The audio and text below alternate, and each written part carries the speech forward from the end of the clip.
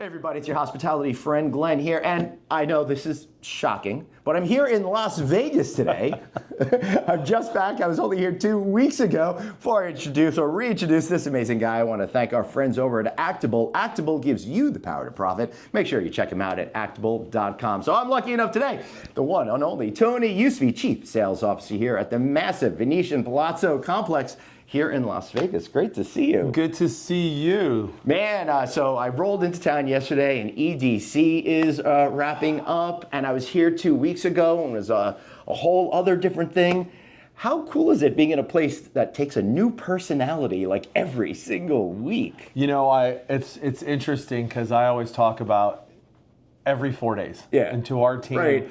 It's every 4 days, whether our life changes, whether it's a new group, new personality, new event, and it's something amazing that your job really, it's every 4 days it's something absolutely new. And this one is a treat. At least they had some fantastic weather this time around. What's not fantastic is Dead & Company played on either side of the 2 weeks I was here. So I missed seeing that, but I did see it last year. But it's true, there's always all sorts of different things going on here, and you've got different events coming in. There's a massive event going on here right now that's basically, I think, taking up every square inch of your convention space. 10,000 attendees. We're sold out over the next 3 days.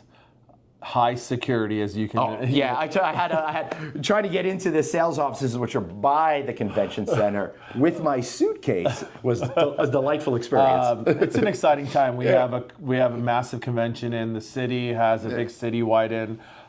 This week is absolutely booming, and I mean, it's wall to wall. Yeah. So what's weird is because I was here, like I said, 2 weeks ago. I was here in December. I'm here now. All I see is people, people, people. But then I read in the press that this market seems hurting, but I don't see where that's coming from.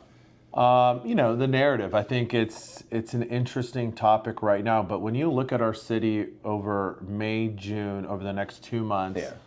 There is no stopping. You know, Vegas, July and August, it's always July and August. And I've been here for 25 years. And it seems like it's a new revelation every single year, whether we talk to our revenue managers or whether we talk to our owners. When it's 110 degrees out, you get a little less people coming into the city than you normally do when it's 82 degrees and beautiful. Yeah, which is right now, although we're going to be hitting 100 very, very soon this week. So what's going on here in the facility? I know that you've been trying really hard to get this renovation done, but it's really a multi-year project because trying to slot it in is kind of difficult in between all your events. We're coming in. The entire property's renovating, and it's exciting time. Investing, over $1 billion into the property. I'm excited about it. Yeah, it was something like 188 to 200 million just in the conference. And just facility. in the conference center. In the conference center, targeting that first every July and August. For last year, we shut it down 2 floors. Right. This year, we're shutting down 2 floors, July and August. When it's the quietest of the year. The quietest. What you would call quiet. Quiet. It's at 95% occupancy instead of 98. Different demographics, different profile, different attendees. But for us, it's a great time to shut down the convention center. Not shut it down completely, but you can't shut it down completely because we still have groups in. But since we have 5 floors, we're very strategic about how we're doing it. Last year we did 1 floor. This year we're doing 2 floors, and we'll be done next year with 2 more floors. So over a span of 3 years, excited to do that. Our Venetian suites, 3,000 rooms, will be done later on this fall. 2 new restaurants opening later on this fall, so that's exciting as well. We just opened 2. A lot of things are happening in the hotel. It feels so different walking in here, even when I started 3 years ago from when it is today. It truly feels like I'm walking into a different place, and it's exciting. It really is. So when you're selling all of these groups, what is it like, that process? Because not only you got the advantage of being in Las Vegas, which everybody loves, but that just helps people pick up the phone. There's so many great places around here. How are you actually getting deals done and closing them and making sure you can pay for the $1 billion renovation? Look, it's a machine. Yeah. I mean, it's 30 plus salespeople, 30 plus catering salespeople, all coordinating together, all working and selling and prospecting. And people like, you prospect in Vegas? Absolutely. It's we have 2.2 million square feet of space. My job Sunday through Thursday is to fill a mass majority of this 7,000 suite room hotel. And if I don't do, a good portion of a few thousand rooms every single day, then it doesn't work to a 98% occupancy. All right, so then I gotta know, how do you look so calm? Why do you look so good? You've definitely lost some weight. You look like you're in fighting shape. Like you too. Here. No, we have great team members. I'm very blessed. I have great leaders, 2 of them that have been on the property for 15 years or more that lead the sales team. I have another one with over 17 years experience on the catering sales team. And they want excellence and they want to win. Yeah. And when you have an attitude of wanting to win every single day and hate to lose, you're able to do pretty special things, and I think that's what this team is doing right now. So younger people that are coming into the business, what's the deal with them? Because they get slammed around a lot, but I just think they're looking at world differently, kind of like when you and I were coming up. We looked at the world differently than the previous generation. Yeah, look, how I view that is each person needs to be motivated differently, whether it's an age thing, whether if it's a background or a culture or whatever that might look like, or your own personal goals. I think as leaders, when we spend a few minutes every single week getting to know our people, and not just rely on everybody else, but really get in there and be like, what drives you? What do you want in life? Right. Tell me, let's try to really go after it. What are you, what are the things that we want to work on? And what do we want to get better on? And I think that makes a big difference with the younger group. But could you teach someone how to hustle and have grit and fortitude in order to see it through and take those no's like they don't mean anything? I think if you allow, I always talk about it, you got to allow people to go for it and fail at the same time. Our job as leaders is to build these, I call safety nets.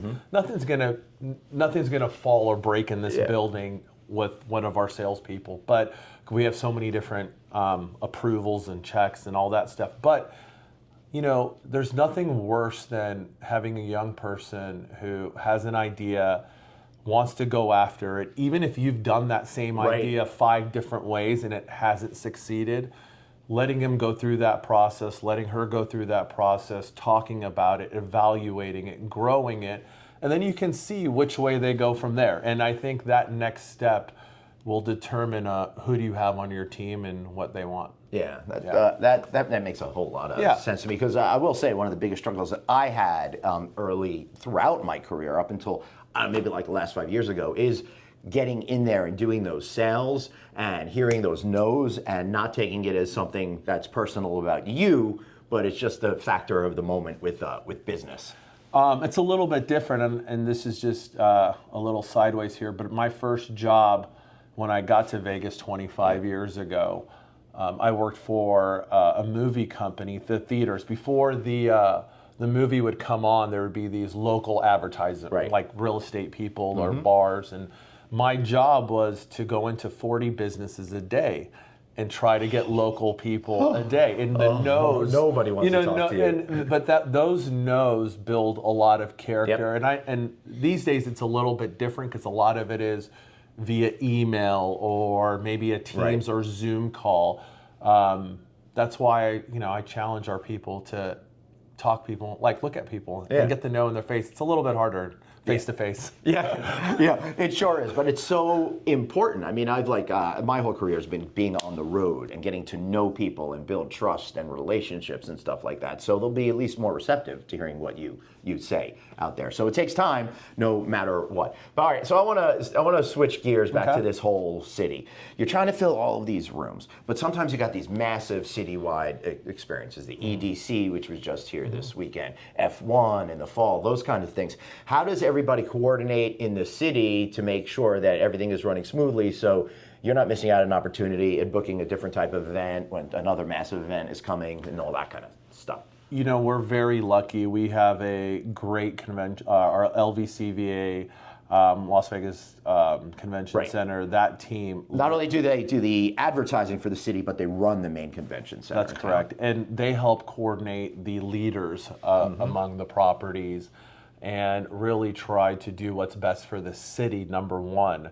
And then we talk, you know, there's, believe it or not, as much as people think, there's a lot of business out there. I mean, we're all running in the 90 percentile on the Las Vegas Strip, and these resorts are 4,000, 5,000, 6,000, 7,000 rooms. So our job is making sure that the city wins, number one, and then we typically always win after that. That's so, so I think that's how we coordinate it. Yeah, that's sure. Anything you're looking forward to coming up more than anything else? I got a family vacation coming up, so it's exciting. We're going on a crystal cruise. I don't know what that is, but I've heard it's very awesome, and I'm excited about it.